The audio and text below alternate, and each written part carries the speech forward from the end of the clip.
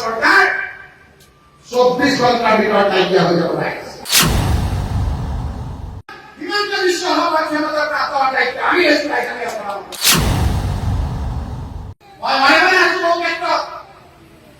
মুখ জগাই গেছে আমার জুটাই গেছে প্রধানমন্ত্রী হব হিমন্ত বিশ্ব হওয়ার সরকার 24 ঘন্টার ভিতর নাইকিয়া হয়ে যাবে। এই যে দিনত আপোনালোকে অকমান ধৈৰ্য ধৰক, এই যে দিনত একগোট হৈ আপোনালোকে ভয় বিনিময় কৰি আপোনালোকে কংগ্ৰেছ পাৰ্টি বাই ইলেকশ্যনত আপোনালোকে জিকাওক। মই আকৌ আহিম আপোনালোকক যিহেতু কেনেকৈ হয় আপোনাৰ কথা যিসকলে কয় কি কয় তাক আৰু নালাগে বুলি কয়। আপোনালোকে এইবাৰ বাই ইলেকশ্যনত আপোনালোকে কংগ্ৰেছক ভোট দিয়ক।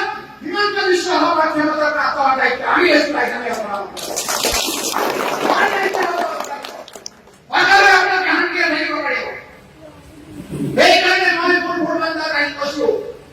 যিকিটা মানুহে আমাৰ মাজত বিভ্ৰান্তি কৰি আমাৰ মাজত আহি আপোনালোকক এজিদৰ জানে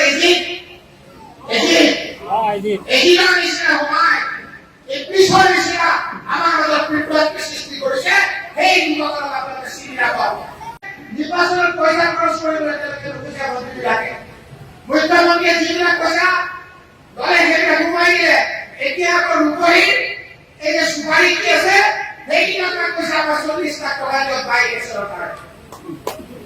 মই কি খবৰ নাপাওঁ গান্ধী আমাৰ জনতা সেইদিনা মনে মনে তেওঁলোকে তেওঁলোকৰ বিজনেছৰ কথা বতৰা পাতি গোটেই শিল বালি গোটেই পাহাৰ কাটি কৰি পেলাইছে। বেছি দিন এইবিলাক কথা নচলে।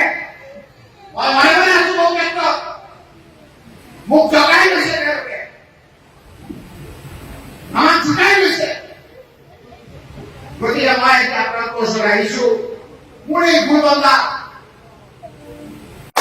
ৰাহুল গান্ধী প্ৰধানমন্ত্ৰী হব হিমন্ত বিশ্ব শৰ্মাৰ চৰকাৰ 24 ঘন্টাৰ ভিতৰত নাইকিয়া হৈ যাব।